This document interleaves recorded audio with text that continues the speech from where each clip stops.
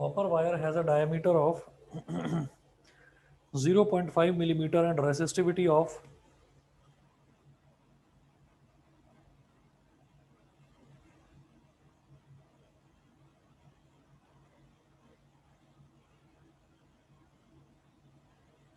0.5 millimeter and resistivity of 1.6 into 10 की power minus 8 and resistivity of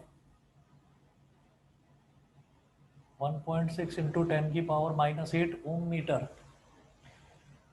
1.6 into 10 की power minus 8 ohm meter full stop. A part है what will be the length of this wire?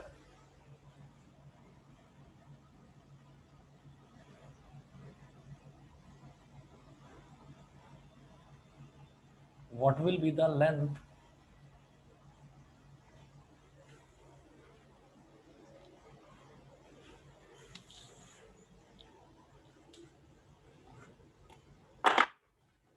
what will be the length of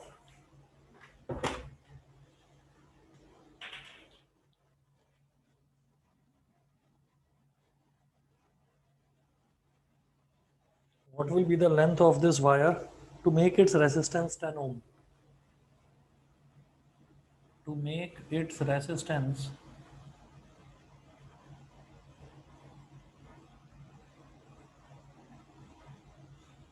what will be the length of this wire to make its resistance 10 ohm? B part. B part है how much does the resistance change if the diameter is doubled? How much does the resistance how much does the resistance change if the diameter is doubled?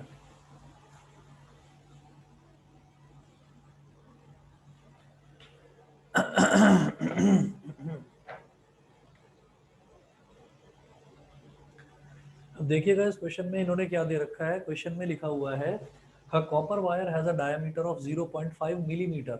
अब आप ये देखिएगा कि जैसे copper wire दे रखा है और इसका डायमीटर दे रखा है 0.5 मिलीमीटर. तो ये जो डायमीटर है ये डायमीटर होता किस जगह पर है ना. ये कौन से जगह की डायमेंशन दे रखी है मुझे ये देखना है. तो देखते हैं जरा.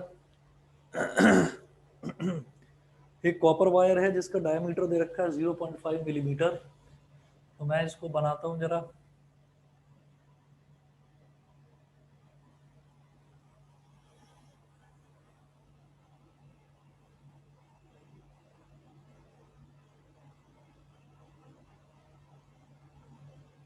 एक कॉपर वायर है जिसका डायमीटर दे रखा है 0.5 millimetre.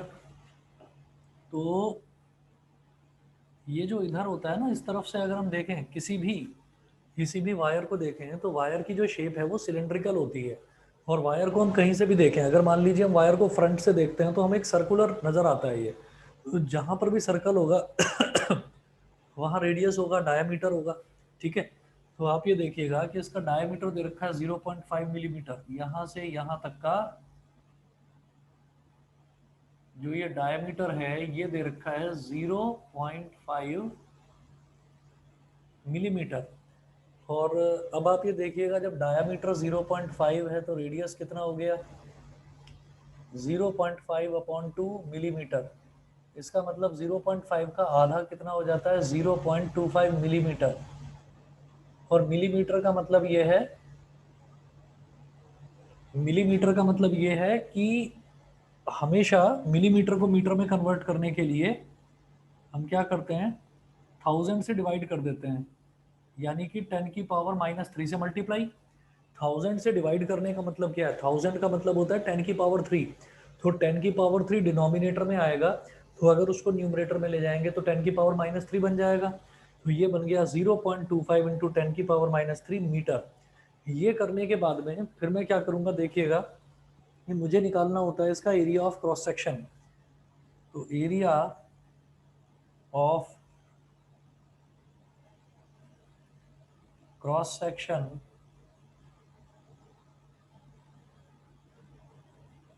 Area of cross section of this wire, इस वायर का एरिया ऑफ क्रॉस सेक्शन क्या होगा, pi r square, pi r square. अब इसका पाई आर स्क्वायर है, तो कैलकुलेट करते हैं वैल्यू, क्या हो जाएगा 22/7 मल्टीप्लाइड बाई आर कितना है 0.25 इंटू 10⁻³ का स्क्वायर। ठीक है, तो एरिया ऑफ क्रॉस सेक्शन क्या होगा देखो,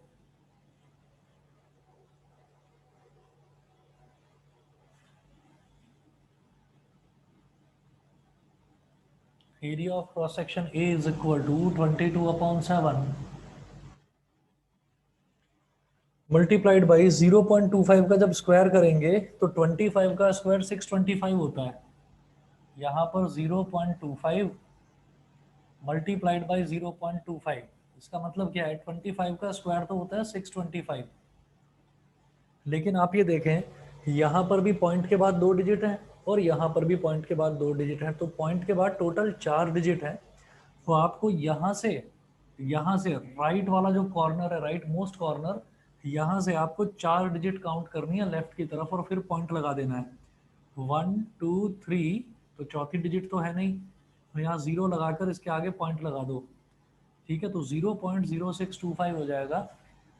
तो 0.0625 मल्टीप्लाइड बाई ये 10⁻³ है, जब इसका स्क्वायर करेंगे पावर की पावर हमेशा मल्टीप्लाई हो जाती है, तो -3 इंटू 2 कितना हो जाएगा -6, ये हो गया 10⁻⁻6। और बिकॉज दिस इज एरिया, तो एरिया की यूनिट क्या होगी मीटर स्क्वायर। ऐसा क्यों, आप ये देखो कि जब रेडियस मैंने मीटर में ले लिया तो जो एरिया है वो एरिया ऑटोमेटिकली मीटर स्क्वायर में निकल जाएगा। ये एरिया यहाँ तक क्लियर है सभी को, बताइए। Yes sir. ठीक है, चलिए इसके बाद हम ये देखेंगे इन्होंने क्या पूछा, what will be the length of this wire to make its resistance 10 ohm. तो अब जरा मैं इसका ए पार्ट की बात करूंगा। तो ए पार्ट में देखिए रेसिस्टेंस कितना बोल रहे हैं, to make its resistance 10 ohm, तो आर हो जाएगा 10 ओम। ठीक है, और रेसिस्टिविटी इतनी दे रखी है 1.6 इंटू 10⁻⁻8 ओम मीटर, ये रेसिस्टिविटी है। एरिया ऑफ क्रॉस सेक्शन ये है ही ऊपर 22/7 इंटू 0.0625 इंटू 10⁻⁻6 मीटर स्क्वायर। ठीक है, और फिर ये पूछ रहे हैं what will be the length of this wire, तो एल पूछ रहे हैं, एल कितना होगा, फॉर्मूला लिखिए यहाँ पर, we know that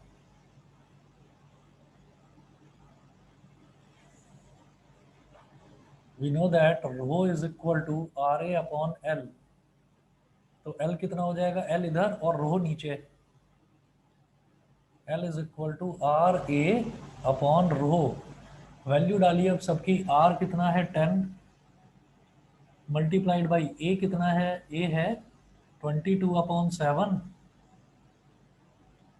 into 0.0625 into 10⁻⁻8। तो RA और अपॉन में रो आ रहा है, अब रो कितना है 1.6 इंटू 10⁻⁻8, 1.6 इंटू 10⁻⁻8 ये है। ठीक है, अब जरा इसको मल्टीप्लाई करके देखते हैं।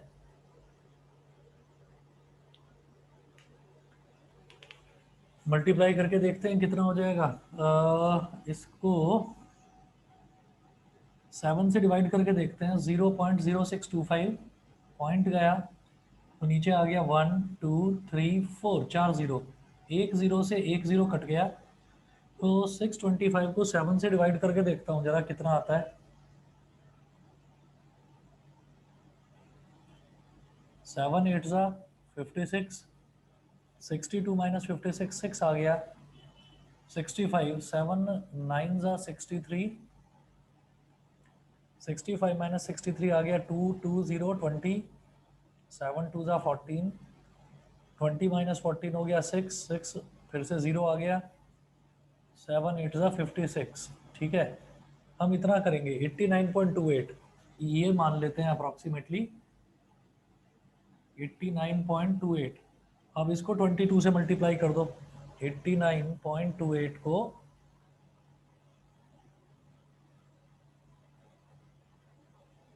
या फिर 22 से करें मल्टीप्लाई। अभी रुक जाओ। एल की वैल्यू कितनी आ गई?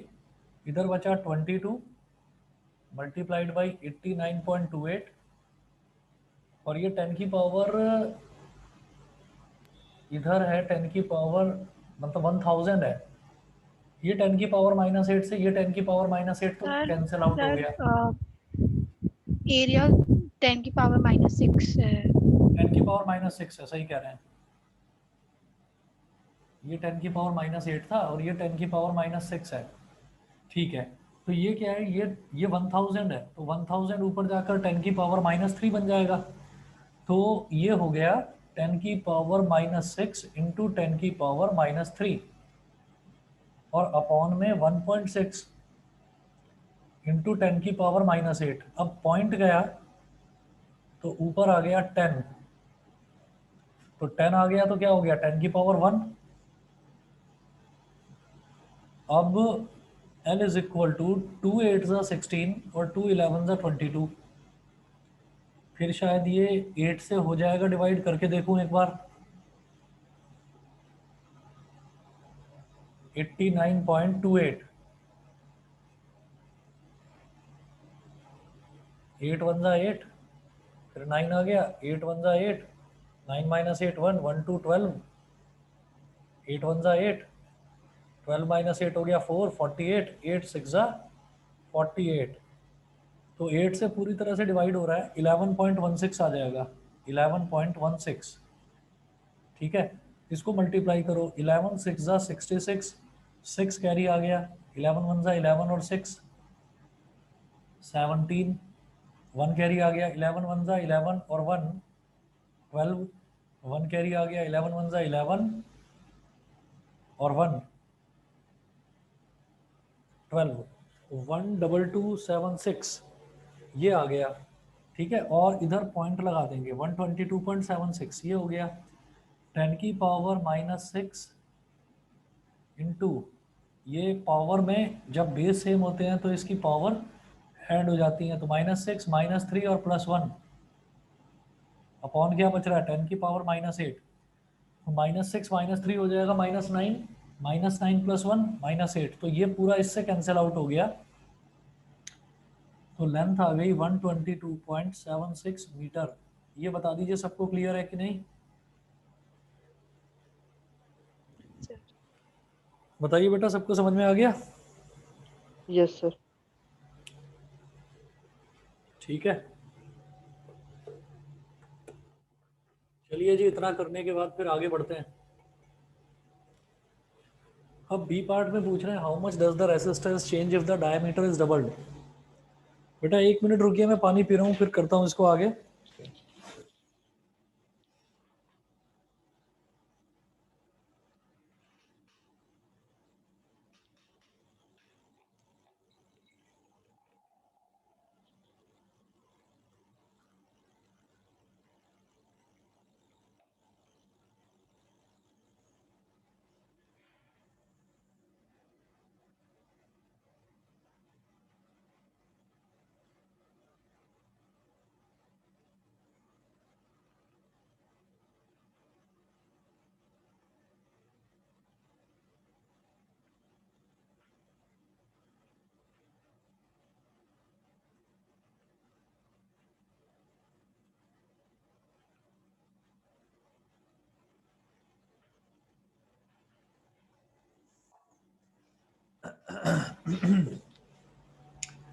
चलिए जी, आगे देखते हैं फिर इस क्वेश्चन को।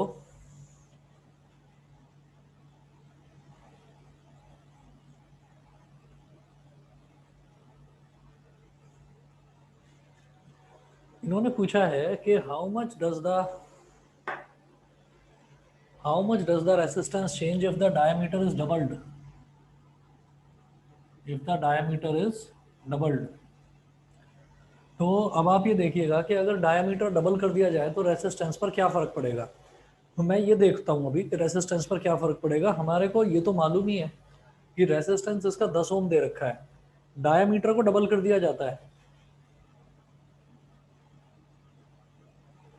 we know that जो रेसिस्टेंस है R is equal to rho l upon a, इसको बोल दीजिए इक्वेशन नंबर 1। ठीक है,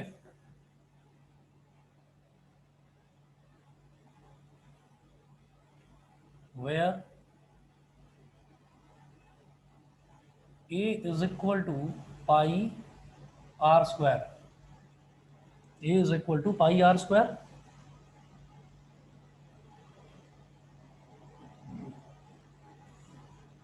where again यहां पर लिख दीजिए कि here r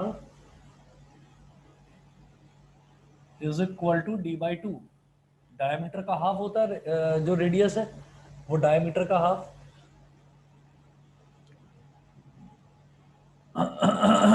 सेकंड केस देखते हैं, ये तो केस फर्स्ट था। केस फर्स्ट मतलब जब सब कुछ नॉर्मल था। सब कुछ नॉर्मल का मतलब क्या है कि रेडियस आपका क्या है, डायमीटर का हाफ है। अब इन्होंने क्या बोला, नया case, how much does the resistance change, resistance में कितना बदलाव आएगा if the diameter is doubled. सोचो डायमीटर को डबल कर दिया जाए, अभी इतना था अभी इतना कर दिया जाए, डायमीटर को बढ़ा दिया जाए। तो डायमीटर को अगर डबल कर दिया जाएगा तो आप समझ जाइएगा क्या होगा, एरिया ऑफ क्रॉस सेक्शन बढ़ जाएगा। अब एरिया ऑफ क्रॉस सेक्शन बढ़ जाएगा तो रेसिस्टेंस घटेगा, क्योंकि एरिया ऑफ क्रॉस सेक्शन और रेसिस्टेंस ये दोनों एक दूसरे के इनवर्सली प्रोपोर्शनल होते हैं। खैर, कितना हो जाएगा रेसिस्टेंस मुझे तो ये बताना है, बताता हूँ। आप ये देखिएगा कि case second, diameter is doubled, तो जो नए नए टर्म्स हैं सबको डैश डैश से रिप्रेजेंट करिए आप। डायामीटर हो गया डी डैश, ये क्या हो गया, ये हो गया 2d, मतलब पहले अगर डायमीटर d था तो उसका डबल हो गया। डायमीटर इज डबल्ड का मतलब ये है कि जो पहले डायमीटर था अब वाला जो डायमीटर है वो उसका डबल हो गया, तो 2d, ये मैंने 2d कर दिया। फिर देखिएगा d dash is equal to 2d, ठीक है। सो r डैश क्या नया डायमीटर का हाफ होगा, भाई डायमीटर का हाफ होता है रेडियस, तो ये हो गया d डैश का हाफ, ठीक है, ये d डैश का हाफ हो गया।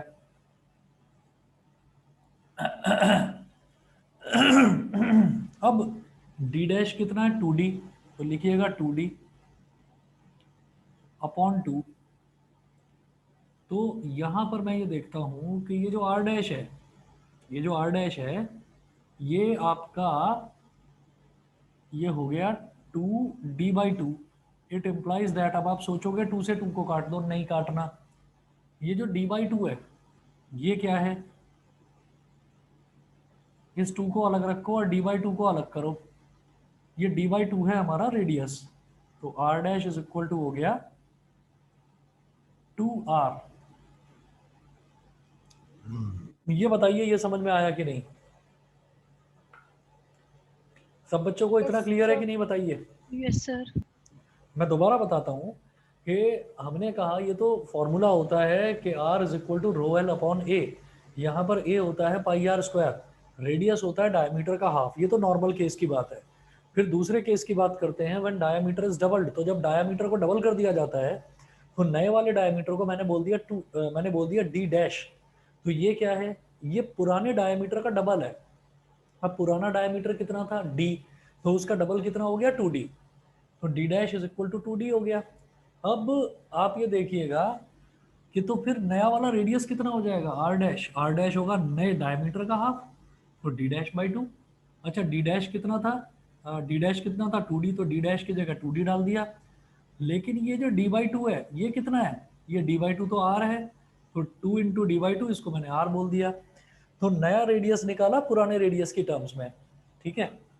तो अब मैं क्या बोलूंगा, इट इम्प्लाइज दैट जो हमारा नया एरिया ऑफ क्रॉस सेक्शन है a डैश, वो क्या होगा पाई r डैश का स्क्वायर, मतलब पाई r डैश की वैल्यू क्या है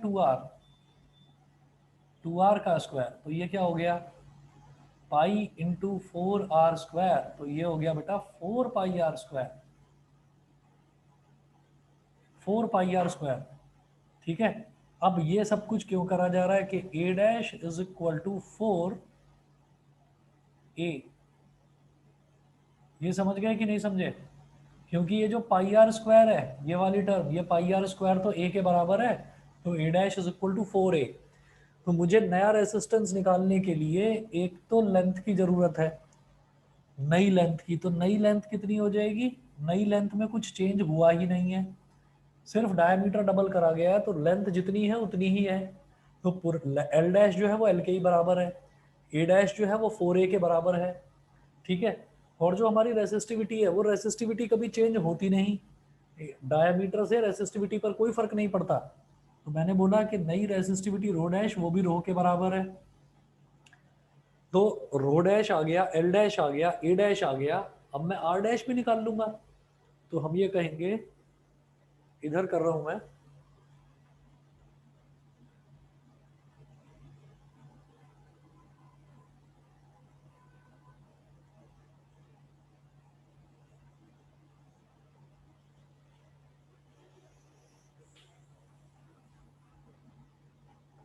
therefore r dash is equal to rho dash L dash upon a dash. क्या होता है? Rho dash is equal to rho क्यों बोला? क्योंकि रेसिस्टिविटी पर कभी भी लेंथ का या एरिया ऑफ क्रॉस सेक्शन का कोई फर्क नहीं पड़ता, रेसिस्टिविटी हमेशा आपकी सेम रहती है। ठीक है, जब मतलब आप नया वायर ले लो तब तो बात अलग है कि आपने वायर ही दूसरे मटेरियल का ले लिया, क्योंकि जो रेसिस्टिविटी है वो मटेरियल पर डिपेंड करती है। तो तब तो मैं बोलूंगा कि रेसिस्टिविटी चेंज हो जाएगी, लेकिन रेसिस्टिविटी चेंज यहाँ पर क्यों नहीं हो रही? क्योंकि वायर सेम है, आपने बस उसका डायमीटर बढ़ा दिया। तो अब आप ये देखो कि रो डैश की जगह तो आप क्या लिख देंगे? रो। एल डैश की जगह लिख देंगे एल, और ए डैश की जगह लिख दोगे आप 4a। तो ये क्या हो गया? 1/4 अलग निकाल लो, ये हो गया रो एल अपॉन ए। अब रो एल अपॉन ए क्या है? Capital R. 1/4 multiplied by capital R, और कैपिटल आर कितना था? 10 ओम। तो कैपिटल आर की जगह लिख दीजिए 10, तो 1/4 इंटू 10, 4 1 जा 4, और ये 2.5। तो अगर डायमीटर डबल कर दिया जाएगा तो रेसिस्टेंस 1/4 रह जाएगा, कितना हो जाएगा? 2.5 ओम। बताइए क्लियर है कि नहीं सबको? Yes, sir. हेलो भाई, अक्षत, आदित्य, युग, विदिशा, प्राजक्ता, पावनी, Yes, sir. निशा, सभी को क्लियर है? Yes sir. Yes, sir. गरिमा, Clear. इंदर, इशिता, बोलिए। Yes sir. समझ गए सभी बच्चे? चलें फिर अगला देखें। हाँ, अगला क्वेश्चन देखिएगा, क्वेश्चन नंबर 3। बेटा क्लियर है ना सभी को? कोई टॉपिक दोबारा बताना हो, इसमें कोई चीज दोबारा बतानी हो तो बताओ। No, sir. समझ गए हैं सभी? हाँ, यस सर। अच्छा।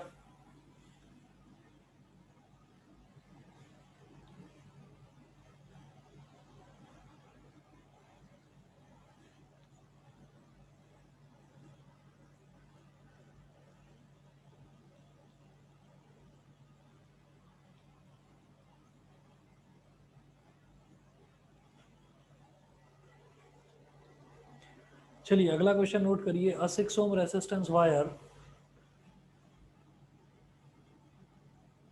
क्वेश्चन नंबर 3 है।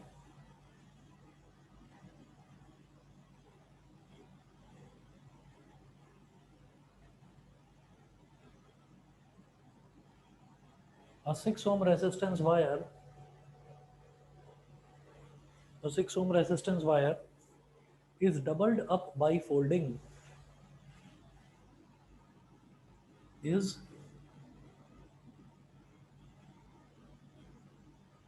doubled up by folding. A 6 ohm resistance wire is doubled up by folding. Full stop. Calculate the new resistance of the wire.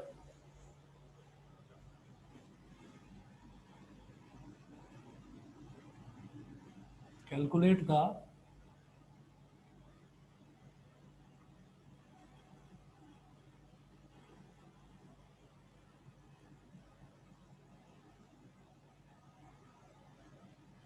A 6 ohm resistance wire is doubled up by folding. Calculate the new resistance of the wire. देखिए अलग तरीके का question है। 6 ohm resistance wire, एक wire है जिसका resistance 6 ओम दे रखा है, उसको फोल्ड करके मतलब मोड़ कर डबल कर दिया जाता है। कैसे, देखिएगा।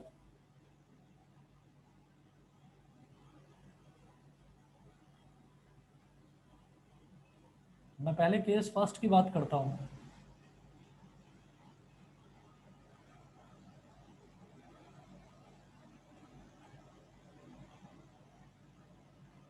मान लीजिए कि ये एक वायर है, ठीक है, और इसकी लेंथ दे रखी है स्मॉल एल।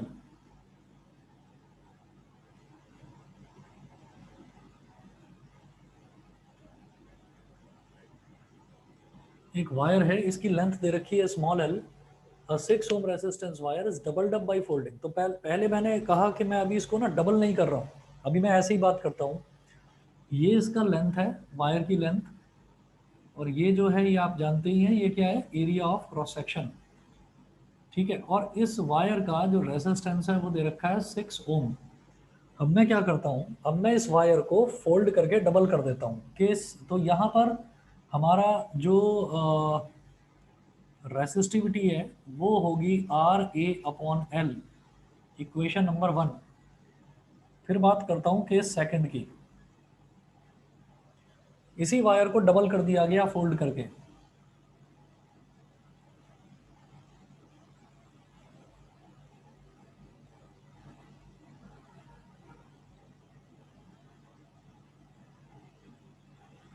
तो आप ये समझ लीजिए कि अब ये वायर इतना सा रह गया।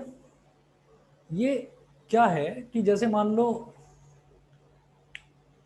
लीजिए हमारे पास, मान लो कि ये एक वायर है, ठीक है। ये मैंने दो बिल्कुल सिमिलर मार्कर लिए और मैंने कहा कि मान लीजिए कि ये एक वायर है और इसको हम फोल्ड कर देते हैं यहाँ से, और फोल्ड करके ऐसे हमने डबल कर दिया। तो डबल करने से क्या होगा, आप एक चीज समझ गए होंगे कि डबल करने से जो इसकी लेंथ थी, लेंथ पहले इतनी थी, लेंथ पहले पूरी इतनी थी, यहां से लेकर यहां तक पूरी इतनी लेंथ थी। अब आपने इसको फोल्ड कर दिया तो इसकी लेंथ तो रह गई आधी, लेकिन जो एरिया ऑफ क्रॉस सेक्शन था वो पहले एक था, अब दो हो गए, यानी कि area of cross section double हो गया। ये सबको समझ में आता है कि नहीं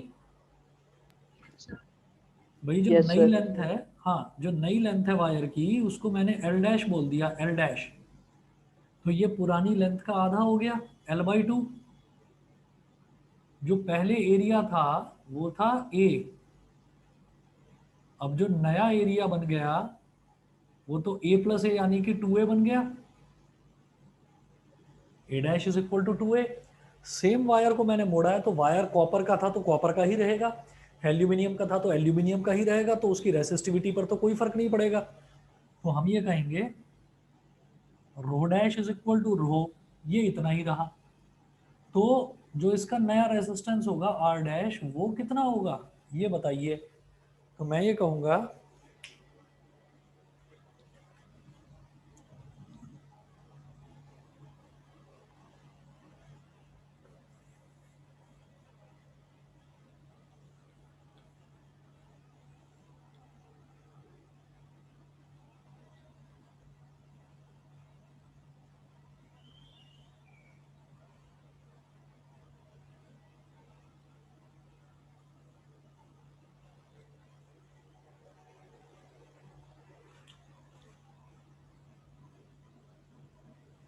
यहाँ दे रखा है rho dash is equal to rho. अभी रो डैश क्या है,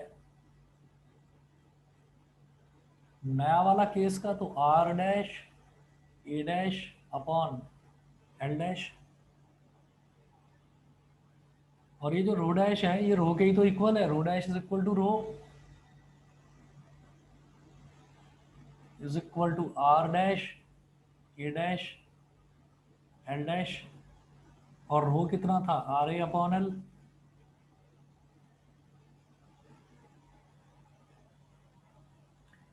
अब ये जो आर डैश है, इस आर डैश की वैल्यू मुझे कैलकुलेट करनी है, इसको तो लिख दो आर डैश। ए डैश कितना हो गया 2a, ए डैश की जगह लिख दीजिए 2a। एल डैश कितना है L/2, एल डैश की जगह लिख दीजिए L/2। अब बेटा देखो, ये ए से तो ए कट गया, डिनोमिनेटर का डिनोमिनेटर न्यूमरेटर से मल्टीप्लाई हो जाता है, ये पता है ना सबको। डिनोमिनेटर का डिनोमिनेटर न्यूमरेटर से मल्टीप्लाई हो जाता है, तो ये ऊपर 2 है, ये 2 और आ गया ऊपर, तो क्या हो गया 4r dash upon l, l से एल कैंसिल आउट हो गया। आर कितना दे रखा था 6 ohm is equal to 4r dash, 2 2 जा 4, 2 3 जा 6, तो 2r dash is equal to 3. It implies that r dash is equal to 3 by 2, 2 1 जा 2 और 2 1.5 जा 3 होता है, तो r dash की वैल्यू हो गई बेटा 1.5 ओम। बताइए समझ में आया कि नहीं। किसी भी बच्चे को कहीं प्रॉब्लम हो तो प्लीज बताइए मेरे को, मैं दोबारा बताता हूँ। आदित्य, अक्षत, ध्रुव, गरिमा, इंदर, इशिता, सर एक बार फिर से क्षितिज। समझा दीजिए। क्या दोबारा बोलो अक्षत। सर एक बार फिर से समझा दीजिए। हाँ फिर से बताता हूँ मैं। आप दोबारा देखिए, यहाँ पर इस क्वेश्चन में ये दे रखा है कि हमारे पास एक 6 ओम का रेसिस्टेंस का वायर है। Uh 6 ohm resistance wire is doubled up by folding. तो मेरे पास एक वायर दे रखा है जिसका रेसिस्टेंस जो है वो 6 ओम है। अब इसमें क्या करेंगे, 6 ohm resistance wire is doubled up by folding, calculate the new resistance of the wire. तो ये जो वायर है इसकी लेंथ को मैंने एल माना, इसके एरिया ऑफ क्रॉस सेक्शन को मैंने कैपिटल ए मान लिया, तो जो इसकी रेसिस्टिविटी है वो क्या हो जाएगी आर ए अपॉन एल। ये हो गया, इक्वेशन नंबर 1 बोल दिया। फिर मैंने क्या करा, इसी वायर को फोल्ड करके डबल कर दिया, मोड़ कर इसको डबल कर दिया। तो जब डबल कर देंगे तो अब इसका एरिया ऑफ क्रॉस सेक्शन कितना आ जाएगा, ए तो ये और ए ये, तो ए प्लस ए कितना हो गया 2a। तो नया एरिया ऑफ क्रॉस सेक्शन को ए डैश को मैंने बोल दिया 2a। यहां तक सबको क्लियर है बताइए। Yes sir. Yes, sir. है ना, a dash is equal to 2a। Same wire को लेकर मोड़ कर डबल कर दिया गया, तो उसकी जो लेंथ है वो तो आधी रह गई, तो एल डैश कितना हो गया l/2। यहां तक भी समझ गए होंगे शायद। Yes sir. ठीक है, वायर का मटेरियल सेम है, वायर का मटेरियल हमने चेंज नहीं करा, मटेरियल सेम है, तो इसका मतलब जो उसकी रेसिस्टिविटी है वो सेम सेम रहेगी। तो नए केस में जो रेसिस्टिविटी है उसको रो डैश बोला, क्योंकि वायर का मटेरियल सेम है तो rho dash will be equal to rho. Rho dash आपका रो के इक्वल हो गया। उसके बाद मैंने ये कहा कि जब rho is equal to r A upon l था, तो रो डैश कितना होगा आर डैश ए डैश अपॉन एल डैश। तो are dash A dash upon L dash हो गया, ये वैल्यू हो गई रो डैश की। ठीक है, तो रो डैश हमारा रो के इक्वल है, तो रो डैश की जगह मैंने रो लिख दिया, आर डैश ए डैश अपॉन एल डैश। अब रो कितना था आर ए अपॉन एल, तो रो की जगह लिख दिया R A upon L. R dash as it is लिख दिया क्योंकि वो मेरे को कैलकुलेट करना है। ए डैश की जगह बेटा मैंने लिख दिया 2a, ए डैश की जगह आ गया 2a, एल डैश की जगह आ गया l/2, एल डैश की जगह लिख दिया l/2। अब देखो, इधर भी न्यूमरेटर में a है, इधर भी न्यूमरेटर में a है, तो कैंसिल आउट हो गया। यहाँ l के डिनोमिनेटर में 2 है, तो डिनोमिनेटर का जो डिनोमिनेटर होता है वो न्यूमरेटर से मल्टीप्लाई हो जाता है, तो ये 2 इस 2 से मल्टीप्लाई हो गया, तो 2 2 जा 4 r डैश, तो 4r डैश हो गया यहाँ, और अपॉन में l, 4r डैश अपॉन में l, और इधर क्या था r अपॉन एल, तो इस l से ये l कैंसिल आउट हो गया, तो r is equal to 4r dash हो गया। अब r कितना दे रखा था 6, 4r डैश, तो अब मैंने क्या करा 2 2 जा 4, 2 3 जा 6, तो 2r dash is equal to 3, 2r dash is equal to 3, इस 2 को नीचे ले गए, तो 3 अपॉन 2 क्या होता है 1.5, तो r डैश की वैल्यू आ गई 1.5 ओम। समझ गए। Yes sir. Yes, sir. बताइए बेटा सभी को क्लियर है ना। Sir. बताइए Palki, Prajakta, Nyasa, Yes, sir. Yes, sir. Clear है। चलिए जी ठीक है। इसके बाद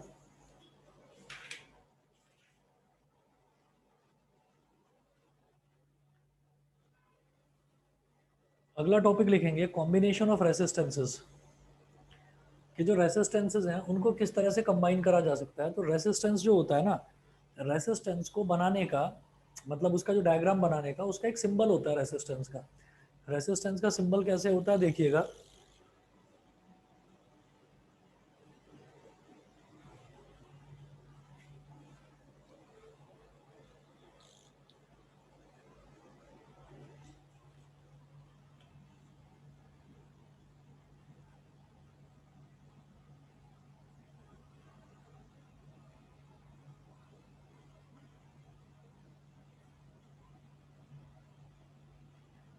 symbol of resistance is like this.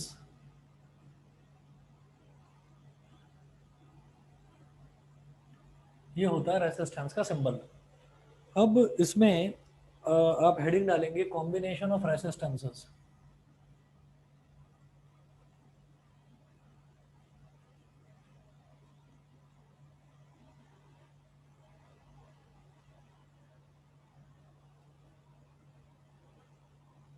Combination of resistances लिखेंगे the resistances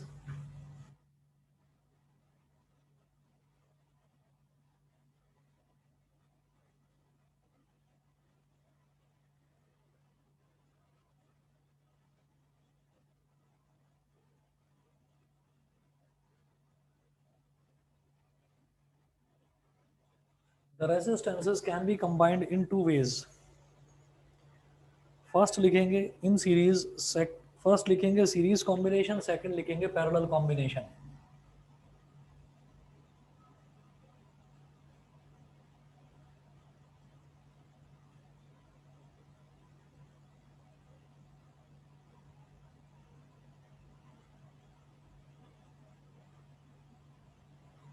series combination, second लिखेंगे पैरेलल कॉम्बिनेशन।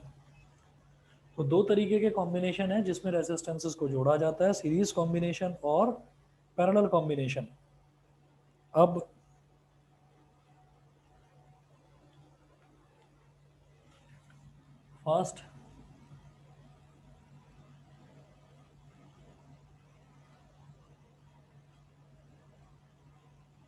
फर्स्ट लिखेंगे series combination.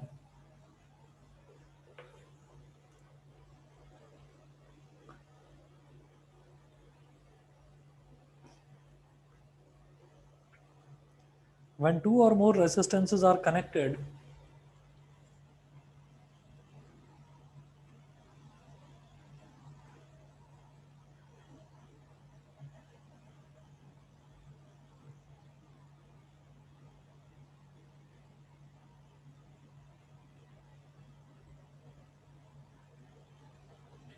when two or more resistances are connected end to end consecutively,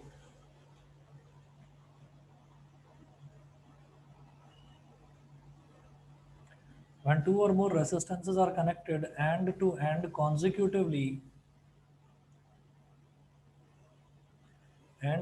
consecutively, comma, they are said to be connected in series.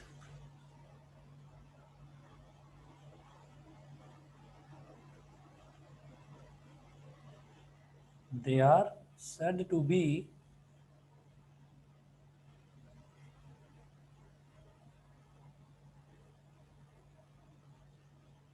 when two or more resistances are connected end to end consecutively, they are said to be connected in series. अब इस तरफ लिखूंगा आगे मैं,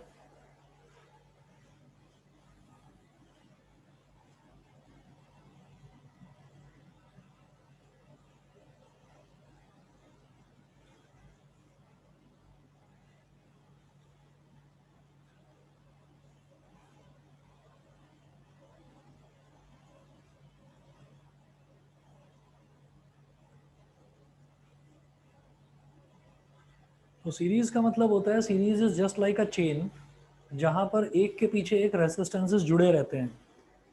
ठीक है, तो इसको बनाएंगे किस तरीके से हम, इसको हम इस तरीके से बनाएंगे जैसे ये है एक रेसिस्टेंस ऐसे, इसके पीछे जुड़ा हुआ है दूसरा रेसिस्टेंस, इसके पीछे जुड़ा हुआ है तीसरा रेसिस्टेंस, और मान लीजिए ये एक टर्मिनल है ए और एक टर्मिनल है बी।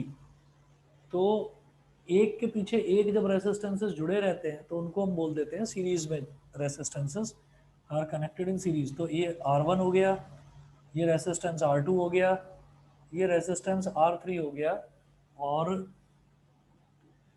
फिर एक लाइन नोट करेंगे आगे, the combined resistance of any number of resistances connected in series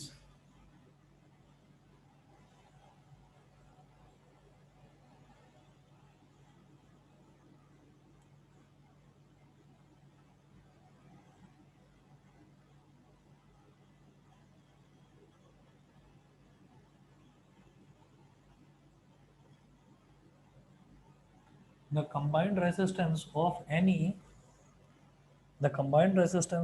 number of resistances connected in series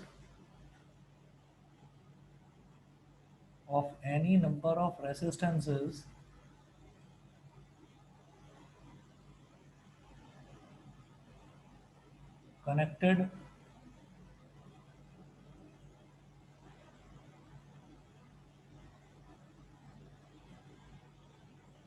the combined resistance of any number of resistances connected in series is equal to the sum of the individual resistances.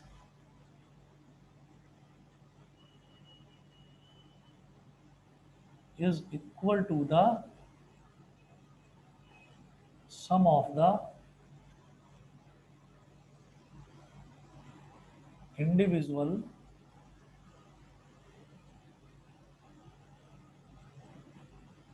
Resistances.